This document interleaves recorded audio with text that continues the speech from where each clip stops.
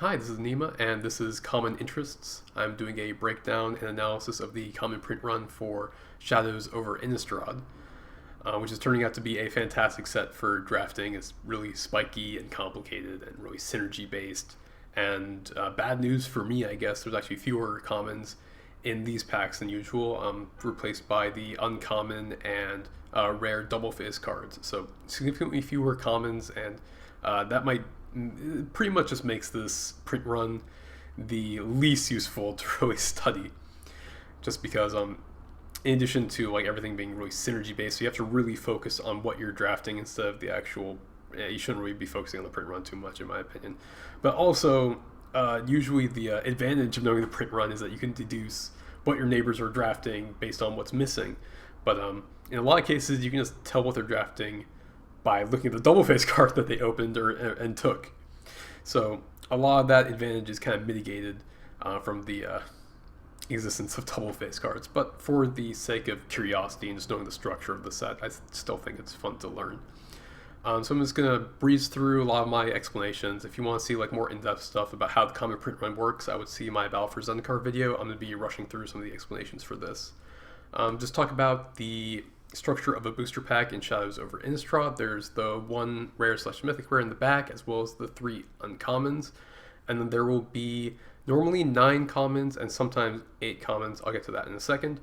There will be one double face card that is either uncommon or common, and then there will be a 1 in 8 chance of a rare double face card appearing in your pack, and that will replace a common. So that's why sometimes you have 8 commons in the pack instead of 9. Is there's going to be a rare double face card replacing one of those. And just to give you the breakdown of, there's also one basic land / checklist at the end of the pack. But to say the breakdown of the commons, there's going to be 3 from Group A, 1 to 3 from Group B, and it's going to be filled out with either cards from C1 or C2. And to talk about the full set of Shadows over Innistrad, you get all the basics of a large set, the 15 mythic rares, 53 rares, 80 uncommons, and 101 commons. But then you have all these extra transform flip cards are just added on.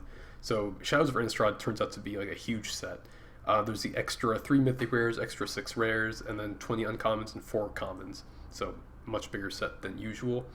And usually Wizards is very, very meticulous about maintaining the color balance in the commons in the pack, and that actually got kind of thrown out the window from the way that the double face cards are kind of structured.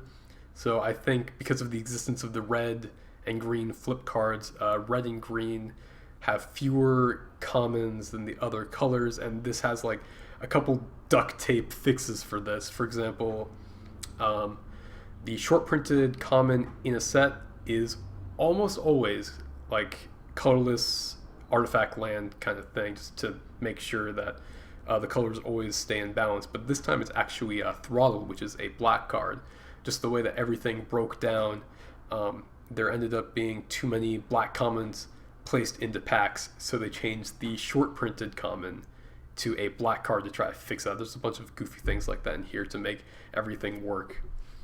So I'm just going to talk about how a pack is filled up. The front of your pack, the commons will be filled with white or blue commons. And then there's going to be, there's always 3 cards from that. Sometimes 2 in a couple exceptions I'll talk about. And run B, there will be 1 to 3 cards, and they're comprised of all colors, and all the artifacts and lands show up in run B. They'll be in the middle of your commons. And then the rest will be filled out by either C1 or C2. And C1 is black, red, or green, strong commons. And then let me click over here to an example of like a C2 pack. So there's fewer C2 cards in general than C1 cards, which leaves more space for run B. And run C2 is also comprised of the same colors as C1, so it's really difficult to tell if you have a C1 pack or a C2 pack. It doesn't really matter, but there are different cards in them. And but run C1 as well as run C2 are just comprised of black, red, and green cards. And I'm just going to run over here and look at some example packs and talk about some of the weird stuff going on. So here's an example of just like a C1 pack over here. It's got the 3 run A cards, then the run B card, and then the C1 cards. Here's an example of C2, 3 white blue cards, and then an artifact, and then a random color card, and then filled out with C2. So I had these coordinated by these colors over here. And so there are some packs that only have 2 Run A cards, and so there's a chance for a C2 pack to have a rare double face card. The rare double face cards do not show up in packs with C1 cards, and if there is a rare double face card, then it will replace a card from Run A. So this is another one of those little like duct tape fixes. There were too many white and blue commons compared to green, so then compared to green and red. So sometimes the rare double face card will always replace a white or blue card, and that's just like one of the weird things going on here. And it will only appear with C2 cards as well. And just to show you this, like foils, as usual, kind of like throw off the structure. So I said that there's always a minimum of 3 Run C2 cards in the pack if it is a C2 pack, and this turns out not to be the case. Here the foil replaced a card from C2, and this is an example of a pack that did not have a green common in it because the foil messed up the balance in there. So then we'll talk about the runs in depth. You'll find that Run A is only comprised of white and blue cards, 33 in total, 16 white cards, 17 blue cards, and they follow this pattern of white, blue, white, blue, white, blue. So this is a excerpt of the print run A that I found, and I couldn't find the complete print run, but if there is someone that did find the complete print run for Run A, I wouldn't mind linking to it if they posted it. So it just follows this pattern, white, blue, white, blue, white, blue, all the way down.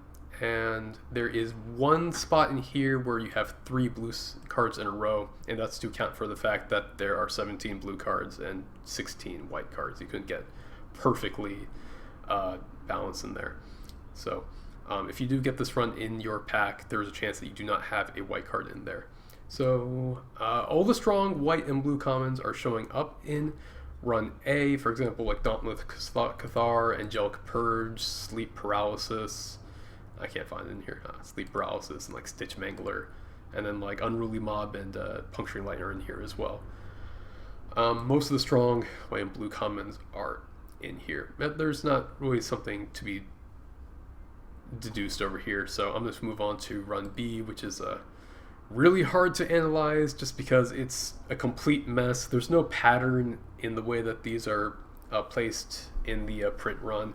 It's comprised of all colors. It's just a complete mess.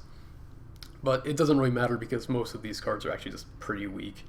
I think the only cards I identified as strong were Ghoul Color's Accomplice and Woodland Drifter, mostly just because I really like 2-drops. So they're probably not even that good in general. But yeah, Run B, nothing to be learned. Doesn't really matter because they all are really weak anyways. Run C1 contains all these cards over here. 28 cards in total, 9 of each, and then Throttle being the short printed common shows up once in C1 and once in C2. Every other common is represented twice in the full print run, which I have over here. I think this is pretty much the whole thing. I'm not sure if it's exact, but this is what I found. And so this contains like most of the really strong removal spells, for example, like Fiery Temper, Dead Weight, Throttle, Murderous Compulsion, and even random stuff like Dual Shot. Oh, Rabid Bite is in here as well.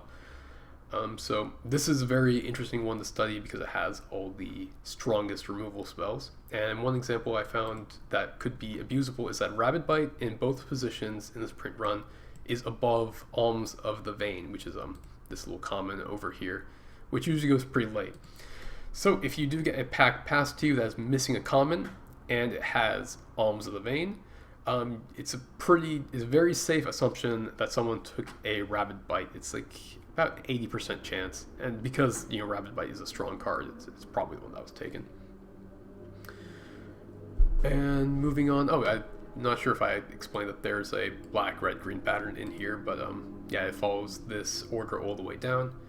And there is one little exception here, Rotten Heart Ghouls next to Murderous Compulsion, just to fit it all together. So be on the lookout for that. Moving on to Run C2, it's pretty much the same as C1, just has different cards, but same colors, same pattern. Generally weaker cards, like all the red cards in here are pretty weak, like Howlpack Wolf is the only one that's like moderately exciting. But for green, there's also a lot of good stuff like Byway Courier, Watcher in the Web, and Vessel of Nascency. Even like Stoic Builder, Aim High, Fork of the Road. All these cards are pretty strong for green, but the other cards in here are pretty weak. But guess you'll find 3 to 4 cards of Run C2 in here. Not much more to say about that. I wanted to talk about the double-faced print run a little bit. A sheet of Magic cards are printed 11 by 11, which is 121 spots. There are 20 uncommons that are printed 4 times each, taking up 80 spots. And then there are 4 commons printed 10 times each, making up 40 spots. And that comes out to 120. The last spot is either discarded or there might be an overprinted Thraben Gargoyle. Is a possibility, but unless like Wizards of the Coast confirms the overprinted Thraben Gargoyle, there's no way of knowing for sure. So yeah, because of we know these are printed 10 times out of a sheet of 120. That's a 1 in 12 chance of it showing up in your pack, which is slightly less than the other commons, like I said before. So each of these commons are slightly less likely to see than the other ones.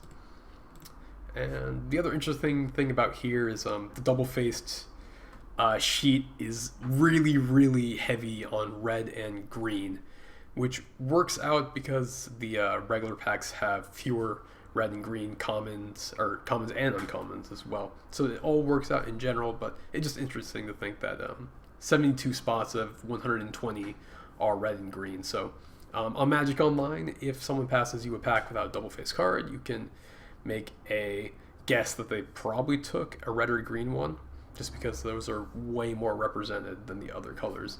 And in real life, this is way less interesting because you can just look at what they took. So that's about it for the double-faced cards. And I just wanted to go over some of the little tips and tricks. Like I said before, I wouldn't really focus on these too much and just focus on your draftings because the set is really complicated. And just like looking at what people around the table took as their double-faced card is way more helpful than any of these. But I wanted to go through these really quickly. At least 1 common of each color. It's pretty much true of every Magic set. There's one little exception for Stormrider Spirit. Counts as a white card when it's next to Deny Existence or Pieces of the Puzzle. Look out for that. There are always 3 cards from Run A unless it is replaced by a rare double-faced card. So if you see 2 cards from Run A in your pack, you can guess that someone passed you, the person passing to you took a blue or white common, probably like Dauntless Cathar. I think that's the strongest one out of those. And the last little trick is that Rabid Bite is next to Alms of the Vein. Again, in this over here, so like Reduce to Ashes, Rabid Bite, Alms of the Vein. If you see these 2 cards in your pack, you can guess that a Rabid Bite was taken. And same thing over here, Rush, Rabid, Alms. So if you see an Alms of the Vein in your pack, you should be aware that there's a good chance that the pack started with a Rabid Bite. And I think those are like pretty much all the tips and tricks. Thanks for watching, and enjoy drafting.